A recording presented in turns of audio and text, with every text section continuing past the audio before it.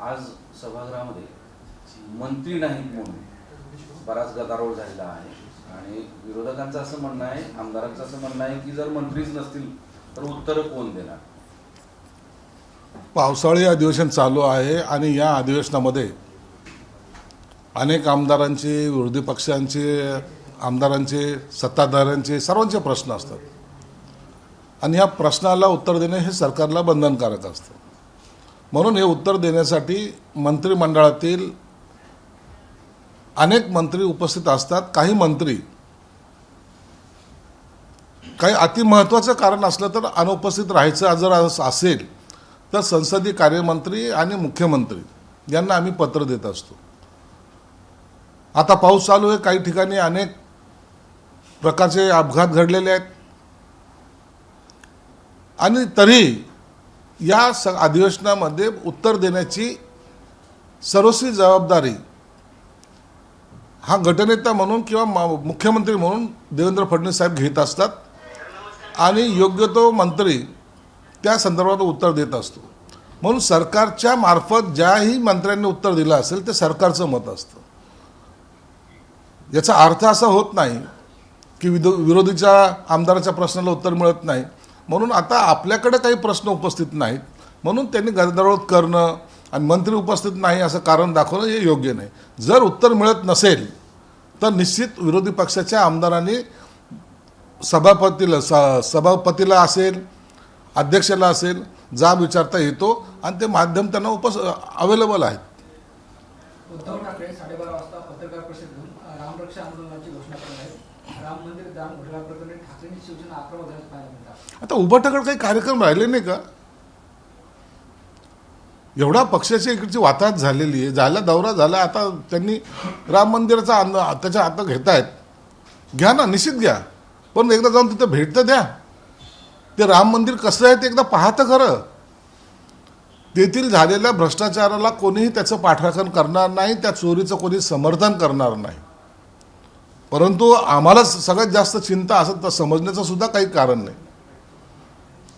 एक भक्तिभावाने जे लोक रामाच्या मंदिरामध्ये जाऊन दक्षिणा टाकतात किंवा काही लोकवर्गण तिथं अर्पण करतात त्याचा विनियोग ह्या चांगल्या कामासाठी झाला पाहिजे. आणि जो कोणी हे चोऱ्या करत असेल, आता 8 लोकांना अटक केलेली आहे, याच्यामध्ये जे सामील असतील त्या सर्वांवर कारवाई होईल.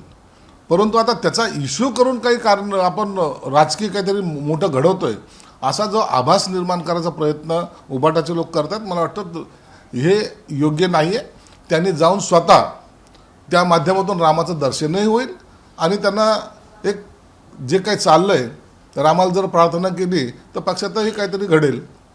संकट समयी राम मदतीला येतात असं अनेक वर्षांपासून झालं. जसं उदाहरणार्थ भाजपला मागच्या निवडणुकीमध्ये रामाने साथ दिली, तसं यावेळेसही देखील अशी चर्चा सुरू झाली आहे. उद्धव ठाकरे आम्हाला रामाची साथ असते, आम्हाला हनुमानाची साथ असते, परंतु काही लोकांना वेळ प्रसंगी पाहून रामही सोडोशी वाटतो, हनुमंतालाही सोडोशी वाटतं आणि रावणाबरोबर जाऊन जेव्हा युती करतात त्या टायमाला काय परिणाम होतो हे गेल्या 19 पासून आपण पाहत आहे. सर, मुंबईत एका पाठोपाठ 2 दुर्घटना घडल्या, मात्र यावरून भाजप आमदार अमित साटम यांची असंवेदनशीलता पुढे आली. ते सह सांगताना हसताना पाहिले होते सभागृहात. हे बघा, मुंबईमध्ये घडलेल्या घटना अत्यंत दुर्दैवी आहे. एक विद्यार्थ्याचा मृत्यू आणि काल एक मेन हॉलमध्ये गेलेल्या माणसाचा मृत्यू. अशा घटना हे काही हसण्यासारखे किंवा त्याच्यावर कॉमेंट्स करण्यासारखे नाही, तर याच्यापासून बोध घेण्यासारखं आहे. कुणाची जबाबदारी, कोणी काही कशामुळं झालं याच्या खोल्यामध्ये आपण गेलं पाहिजे ना. ह्या घटना पुन्हा घडू नयेत. पाऊस एका दिवसाचा नव्हता, तर आता आणखीन पाऊस पडणार आहे. त्याच्या उपाययोजना काय केल्यात याच्याकडे आपलं लक्ष असलं पाहिजे. राजकारण हा बाजूला ठेवा, पण सर्वसामान्य माणसाच्या जीवाशी जेव्हा खेळ होतो त्या टायमाला आपण सिरियसली आणि गांभीर्याने त्या घटनेकडे पाहिलं पाहिजे. म्हणून ती घटना आमच्या सर्वांसाठी दुःखदायी आहे आणि मुख्यमंत्री साहेबांनी यावर योग्य त्या सूचनासुद्धा संबंधित अधिकाऱ्यांना दिलेल्या आहेत. राजकारणात घोडेबाजार सुरू आहे असा आरोप विरोधकांकडून केला जातोय. आता कोर्टाचंही म्हणणं आहे की अपघातात मुलं मरत आहेत आणि विधानसभेत काय चर्चा सुरू होते आपण सगळे बघतोय. एका पक्षातून दुसऱ्या पक्षात कसे गेले यावर चर्चा सुरू आहे आणि राजकारणाचा घोडेबाजार झालाय असं निरीक्षण कोर्टानं नोंदवलं. कोर्टाने जे निरीक्षण नोंदवलं हा त्यांचा स्वतःचं मत आहे, परंतु मुळामध्ये ग्राउंड लेवलवर जे काही राजकारण चालतं त्याची स्थिती कशी आहे हे थोडं जे त्या ग्राउंडवर खेळतो त्यांना ते माहीत असतं. म्हणून घोडेबाजार झाला आहे का वैतागून गेले किंवा त्यांना त्यांच्यावर असलेले काही दबाव हे जे काही असतील तर ह्या गोष्टीचं सुद्धा निरीक्षण कोर्टाने केलं पाहिजे. कोर्टाचा आम्हाला अवमान करण्याचा अधिकार नाही, परंतु वस्तुस्थितीसुद्धा कधीतरी समोर आली पाहिजे. ज्या पक्षामध्ये हे लोक होती किंवा ज्या पक्षामधून आम्ही बाहेर पडलो त्याचे मागचे कारणंसुद्धा ते गांभीर्याने घेतले पाहिजेत. संभाजीनगरचा एक महत्त्वाचा मुद्दा, पाण्यावरून तुम्ही काल अधिकाऱ्यांना सांगितलं, पण 1100 कोटी रुपयाचे रस्ते गेल्या 7-8 वर्षामध्ये केले गेले होते, कारण खड्ड्याची राजधानी म्हणून ओळख होती. आता ते पुन्हा 1100 कोटी पाण्यात गेलेले आहेत. आता तीच पुन्हा खड्ड्याची राजधानी अशी स्थिती झालेली आहे. 2 दिवसाच्या पावसामुळे अनेक ठिकाणचे रस्ते जे खचले गेलेले आहेत किंवा ज्या ठिकाणी खड्डे पडलेले आहेत ते ठेकेदार कोण होते, कोणाचे नातेवाईक होते, त्यांनी असं काम का केलं याची सखोल चौकशी ही आयुक्तांनी करायला पाहिजे आणि जो दोषी असेल त्याला ब्लॅकलिस्ट केलं पाहिजे. सर्वसामान्याचा पैशाची लूट अशा प्रकारे होणं हे सर्वसामान्य माणसाला कधीही आवडणारं नाही. म्हणून मला वाटतं आयुक्तांना मी सुद्धा सूचना देईल आणि याची चौकशी करून संबंधितावर फौजदारी स्वरूपाचे गुन्हेसुद्धा दाखल करावेत असे मी त्यांना निर्देशसुद्धा देणार आहे. पण पाणीपुरवठा योजनेच्या कामासाठी सगळं अख्खं शहर उकरून काढले. लायबिलिटी जी असते ज्या ज्या विभागाने किंवा एखाद्या प्रायव्हेट व्यक्तीने सुद्धा जर खोदकाम केलं असेल तर ते रस्ते बुजवण्याचं कामसुद्धा त्यांचं आहे. म्हणून या सर्वांवर एकदा तरी कठोर कारवाई होणं गरजेचं आहे. साहेब, भोंदू अशोक खरात प्रकरणानंतर एक चित्रपट येतोय, मात्र रुपाली चाकणकरांनी त्यावर आक्षेप घेतला. जर व्यक्तिरेखा साकारायचं असेल तर परवानगी घ्यावी लागेल असं त्यांचं म्हणणं आहे. आता हा कायदेशीर भाग आहे. भोंदू खरात प्रकरणामध्ये कसे प्रकरण घडले याचं चित्रपट त्याच्यावर निघला आहे. त्याच्यात काय काय व्यक्तिरेखा मांडलेल्या आहेत आता हे पिक्चर पाहिल्याशिवाय कळणार नाही. परंतु जर रुपाली चाकणकरचा आक्षेप असेल तर निश्चित कायदेशीर बाबी त्यांनी बाकीच्या लोकांनी तपासून घेतल्या पाहिजे. एखाद्याचं चरित्र हनन करण्या अगोदर किंवा एखाद्याच्याबद्दल त्याच्या जीवनावर चित्रपट काढायचं जर असेल तर परवानगी लागते असं माझं सुद्धा मत आहे.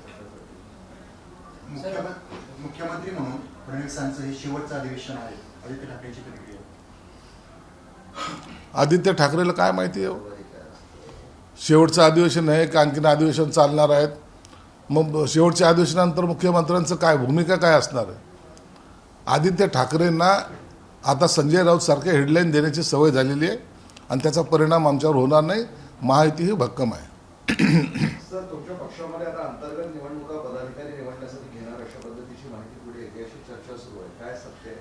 नाही, अशा कोणत्याही निवडणुका आमच्या पदाधिकारी निवडणुकीसाठी होणार नाहीत. जी महाराष्ट्राची कार्यकारिणी असते, देशभराची कार्यकारिणी असते, त्याच्या जेव्हा बैठक होतात त्या वर्षातून जेव्हा घ्याव्या लागतात निवडणूक आयोगाच्या नियमानुसार त्यामध्ये पदाधिकाऱ्याची निवड होते. त्याच्यानंतर हे सर्व अधिकार हे एकनाथ शिंदे साहेबांकडे असतात आणि ते ज्यांचे नेमणुका करतात ते फायनल असतात. शेती कामासाठी लागणारा गाळ मुरमावर राहील आता रद्द करण्यात आली. बावनकुळेने त्याची घोषणा केली. शेतकऱ्याची अडवणूक केली तर अधिकाऱ्यावर कारवाई करेल असं तुला विचारलं. नदीपात्रातला गाळ काढणे, धरणातला गाळ काढणे यासाठी शेतकऱ्यांना तो मुभा देण्यात आलेलीच आहे, रॉयल्टी माफ केलीच आहे. परंतु तो गाळ काढण्यासाठी लागणारा डिझेलसुद्धा तो गाळ काढून रस्त्याच्या कडेला नाही तर त्याच्या शेतात गेला पाहिजे. त्यासाठी डिझेलसाठी जो खर्च येईल तो सुद्धा DPC-मधून द्यावा असे सुद्धा निर्देश देण्यात आलेले आहे. म्हणून शेतकऱ्याची जमीन सुपीक झाली पाहिजे, त्याला उत्पन्न जास्त आलं पाहिजे, यासाठी सरकारने घेतलेला एक चांगला निर्णय आहे. तर आमदार रोहित पवार यांनी उपमुख्यमंत्री एकनाथ शिंदे यांची भेट घेतली. अनेक मुद्द्यावर चर्चा केली. मात्र जे आपण राज्यात राजकीय परिस्थिती पाहतो त्या अनुषंगाने त्याचे वेगळं सुद्धा चर्चा झाली. रोहित पवारने आता का भेट घेतली त्याचं कारण काही मी सांगू शकत नाही. परंतु आता याचा अर्थ ज्याला जसा घ्यायचा त्यांनी तसा घ्यावा. अमोल कोल्हेचं वेगळं वक्तव्य आहे, आज यांची भेट होते. म्हणून मला तरी वाटतं रोहित पवारांचं नेमकं मनात काय चाललंय किंवा त्या पक्षामध्ये काय चाललं हे काही दिवसांत आपल्याला कळेलच. चल ओके. अमित शाह एक वीडियो वायरल हो रहा है जिसमें अमित साटम जो है जयंत पाटिल से कहते हुए दिखाई दे रहे हैं और हंसते हुए दिखाई दे रहे हैं कि कल एक पेड़ पे मरा और दूसरा आज मैं देखिए, कल के घटना के बारे में ही चर्चा हो रही थी ऐसा आप बोल नहीं सकते, लेकिन कल की जो दुर्घटना घटी है उसके पहले एक दुर्घटना घटी थी, एक स्टूडेंट का डेथ हो गई थी झाड़ बस पे गिर के. कल एक मैनहोल में एक आदमी बह के गया. तो ये जो दुर्घटना है ये बहुत ही संवेदनशील है और उसके बारे में कोई भी उसका मजाक नहीं उड़ा सकता. इसके बारे में महानगर पालिका ने अभी बरसात की शुरुआत हुई, अभी और बरसात होने वाली है, तो महानगर पालिका ने उचित कार्रवाई करना चाहिए. संजय राउत ने ट्वीट किया है जिसमें उन्होंने कहा है कि जैसे मुंबई में अंडरवर्ल्ड था वैसे ही अयोध्या में भाजपा द्वारा चलाए जाने वाला अंडरवर्ल्ड बन चुका है. राम मंदिर में डकैती डाली गई है. अंडरवर्ल्ड की तुलना राम मंदिर से करना ये बहुत ही गलत बात है. वहाँ अगर किसी ने भ्रष्टाचार किया है, पैसे की अगर कोई लूट की है तो वो जनते का पैसा है और ऐसे वक्त उनके ऊपर कार्रवाई होना ये ज़रूरी है.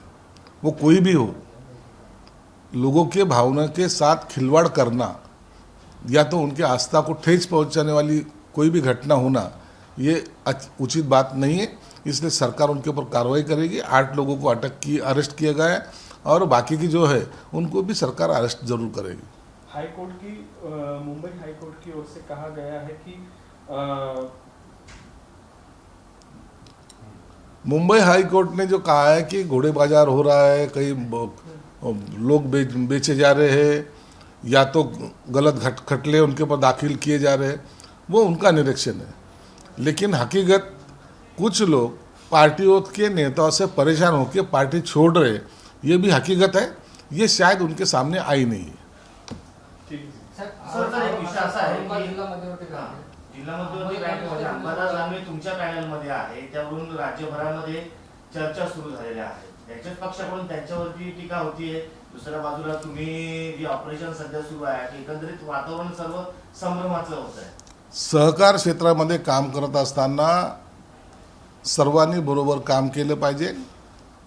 ही जिल्हा मध्यवर्ती बँक ही शेतकऱ्याची बँक आहे आणि यामध्ये राजकारण करू नये अशा मताचे आम्ही होतो आणि त्याला अंबादास दानवेने पाठिंबा दिला आहे आणि तो स्वतः त्या पॅनलमध्ये आमच्या पॅनलमध्ये उभा आहे. म्हणून याला राजकीय दृष्टिकोनातून न पाहता एक सहकार क्षेत्रातली बँक इथपर्यंत पाहिलं तर बरं होईल.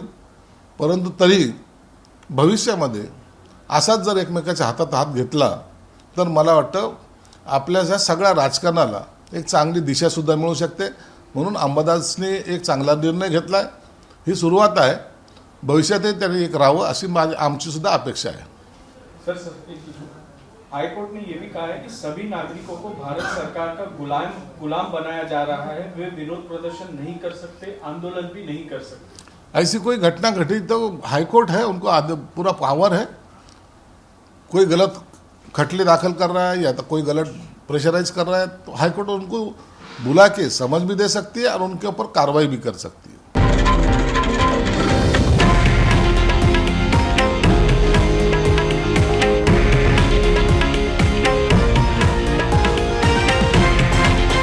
हे आहे देशातील नंबर 1 न्यूज नेटवर्क आणि आपण पाहत आहात TV9 मराठी, एकमेव.